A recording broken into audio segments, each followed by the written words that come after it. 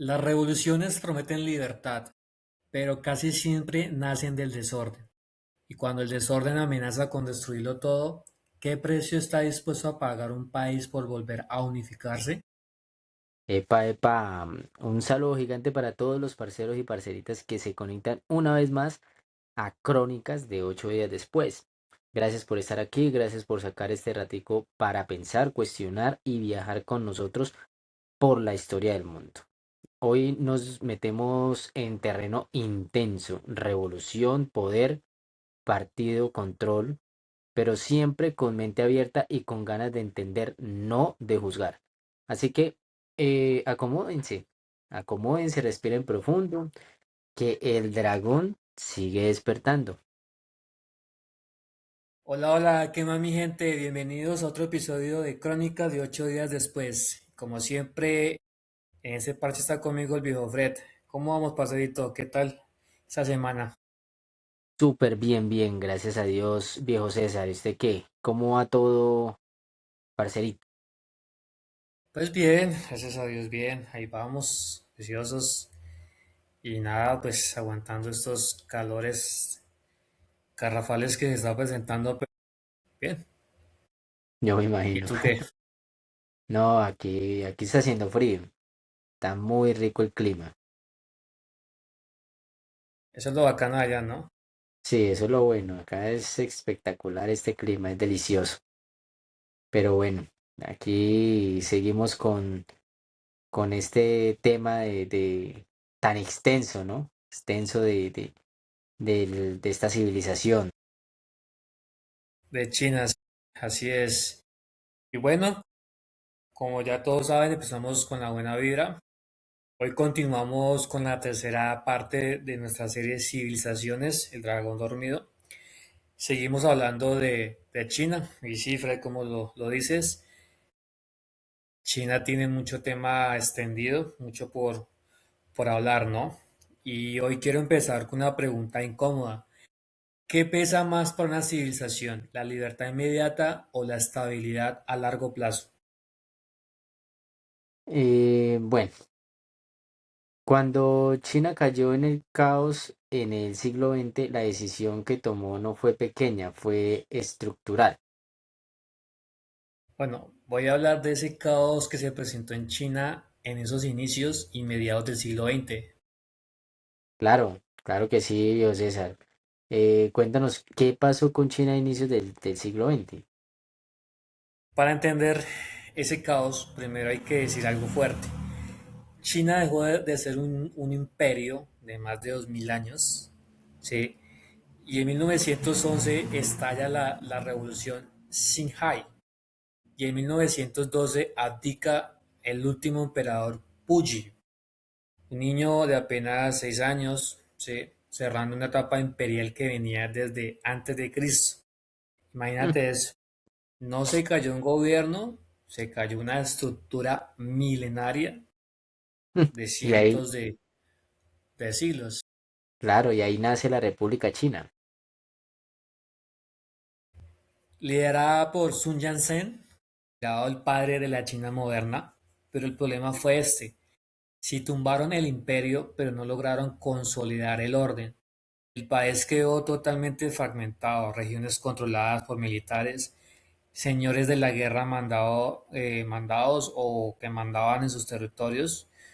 En pocas palabras, un estado muy débil, Mm. O sea que tumbaron el techo, pero no tenían columnas nuevas. tal cual.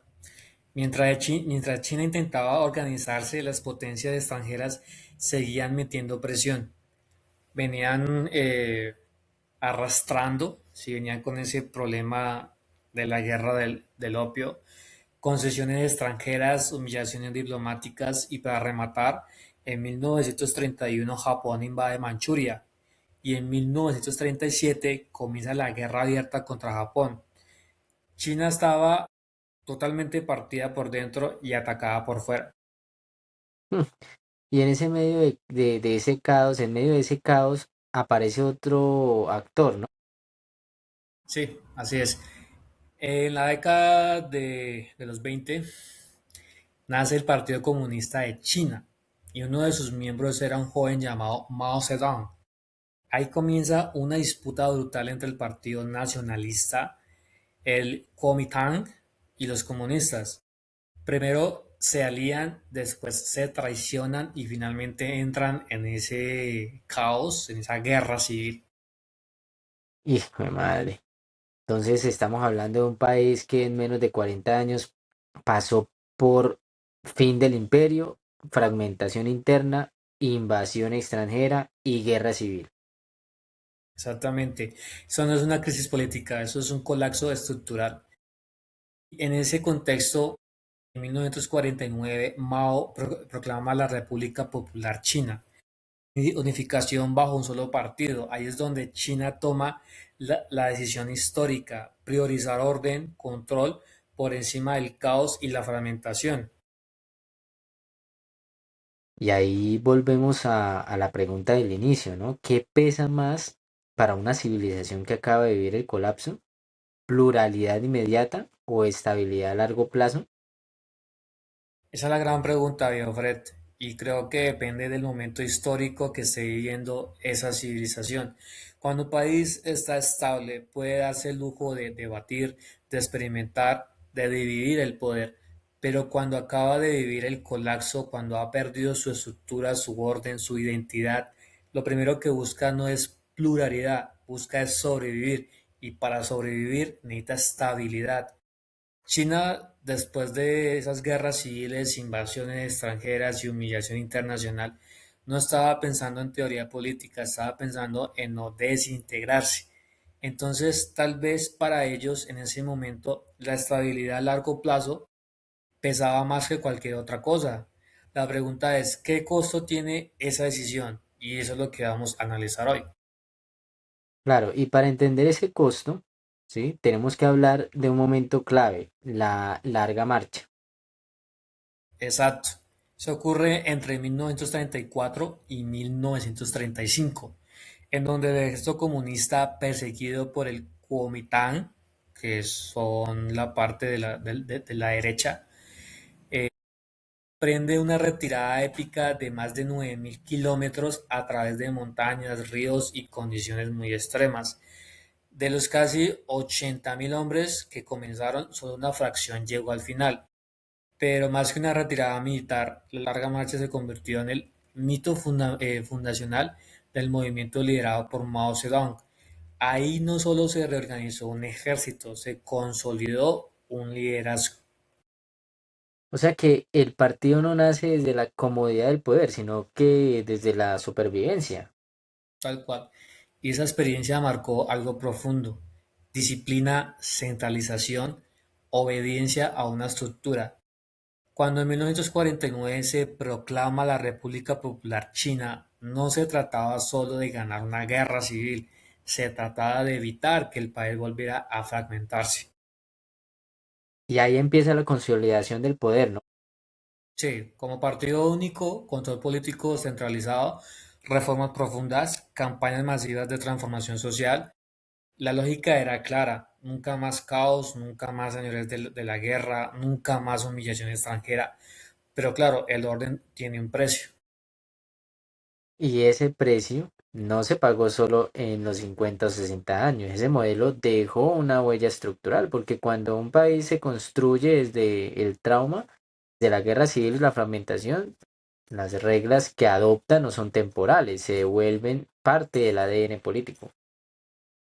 Sí, lo que nace en 1949 no es simplemente un nuevo gobierno, es una nueva lógica de Estado. Un partido único que no se ve a sí mismo como una opción electoral, sino como el guardián de la estabilidad nacional. La idea central es clara: el caos casi destruyó a China y la unidad la salvó.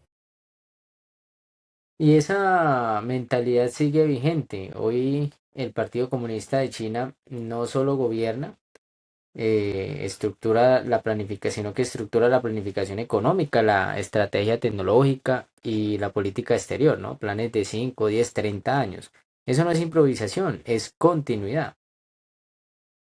Mientras en muchos países el liderazgo cambia cada pocos años, es muy evidente y lo vemos como un Ujú. ejemplo aquí en Colombia, que Aquí en cada Colombia, 4 años China mantiene una línea estratégica prolongada y eso nos guste o no, tiene efectos. Crecimiento acelerado, infraestructura masiva, proyección global, pero también un sistema donde el control político es central y la estabilidad colectiva está por encima del debate abierto. entonces el tema no es blanco o negro, es entender que el modelo actual no nació de la nada, nació del miedo al colapso, del recuerdo del siglo de la humillación, de la guerra civil, del caos. Es así, ¿no? Sí, y cuando uno entiende eso, empieza a ver a China no como una anomalía, sino como el resultado lógico de su propia historia. La pregunta ahora no es cómo llegaron hasta aquí, la pregunta es hacia dónde se dirige un país que aprendió que el desorden puede destruirlo todo. Bueno, un país que aprendió que el desorden puede destruirlo todo, no cambia hacia la improvisación, camina hacia la previsión, ¿sí? Hacia la planificación a largo plazo, hacia estructuras fuertes, hacia control institucional. China no se dirige simplemente al crecimiento económico, sino que se dirige a blindarse contra el caos. Por eso no solo construyen fábricas, sino que construyen infraestructura estratégica. No solo producen tecnología, sino que desarrollan soberanía tecnológica. No solo crecen, sino que planifican, ¿sí? Ahí es donde entra el giro brutal que vimos a finales del siglo XX. Después del periodo más ideológico, entendieron que la estabilidad política necesitaba prosperidad económica y ahí llegan las reformas. Entonces entendemos que el partido prioriza estabilidad, pero esa estabilidad no se quedó solo en el control político, vino un giro brutal. Claro, porque después de las décadas de más de ideologías bajo Mao, China entiende algo. El orden por sí solo no basta, necesita prosperidad, ¿sí? Entonces, de ahí pues a finales del siglo XX, con las reformas impulsadas por Deng Xiaoping, se abre la economía.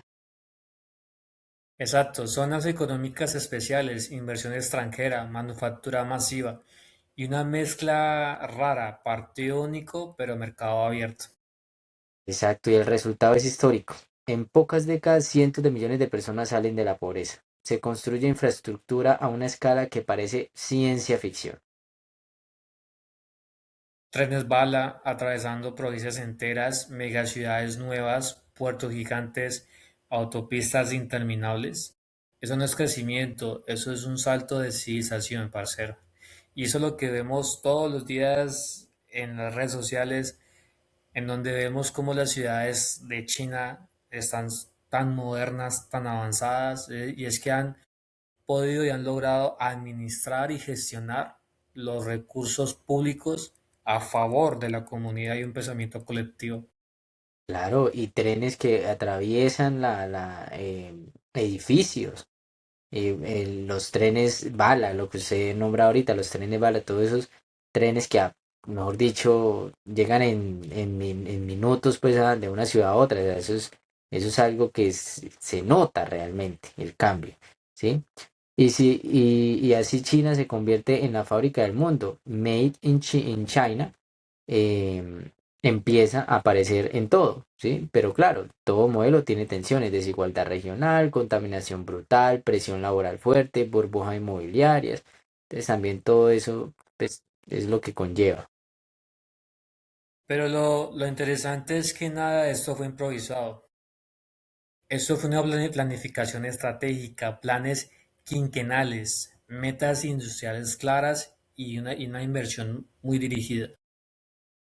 Claro, exactamente. No fue un boom espontáneo, sino que fue Estado más mercado funcionando bajo una misma dirección. Y ahí entramos en la siguiente fase, ¿no?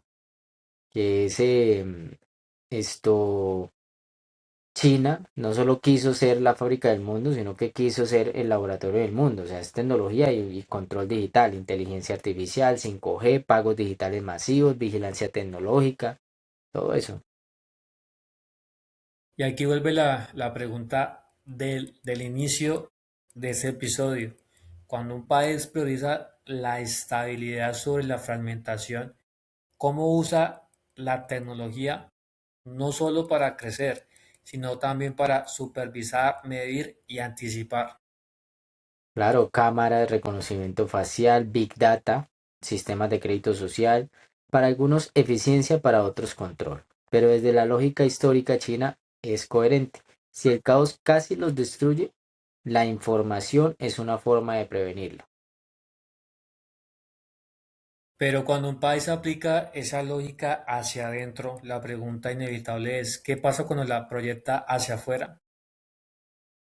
Buena pregunta, porque China ya no es solo un actor interno buscando esa habilidad, sino que es una potencia global.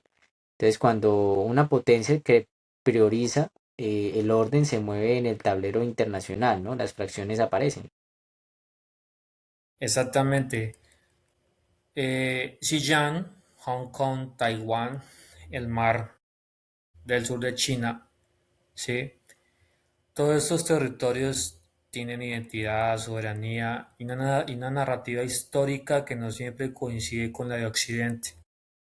Y no solo es geografía, es tecnología, chips, vuelvo y digo, 5G, eh, Huawei, TikTok, inteligencia artificial.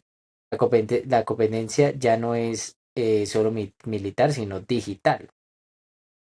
Sí, y mientras eso pasa, China impulsa algo que puede redefinir el comercio global, la nueva ruta de la seda.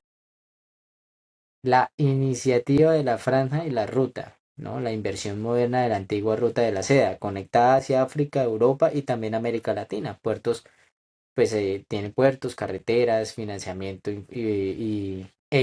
infraestructura. Sí, exacto. Y ahora haciendo mm, como una visión, mirando al futuro. Entonces la pregunta ya no es solo qué pasa en Asia, la pregunta es qué significa todo eso para Colombia, para Latinoamérica, para el equilibrio global. Sí, porque entender a China no es un ejercicio académico, sino que es entender el nuevo orden que se está formando. Y bueno, en el próximo episodio vamos a meternos en lo más controversial, geopolítica, tecnología, soberanía y el futuro de la inteligencia artificial. Entonces, mi gente, nos vemos en la Vemos en cuarta la parte parte porque el dragón 4. ya no está despertando, ya está jugando en Así el tablero es, global. así Así es. que, Videobread y toda mi gente, nos vemos en el Nos vemos próximo en el próximo episodio episodio de de Crónicas de 8 Crónicas de días 8 días después. después. Bueno, mi gente, cuidan.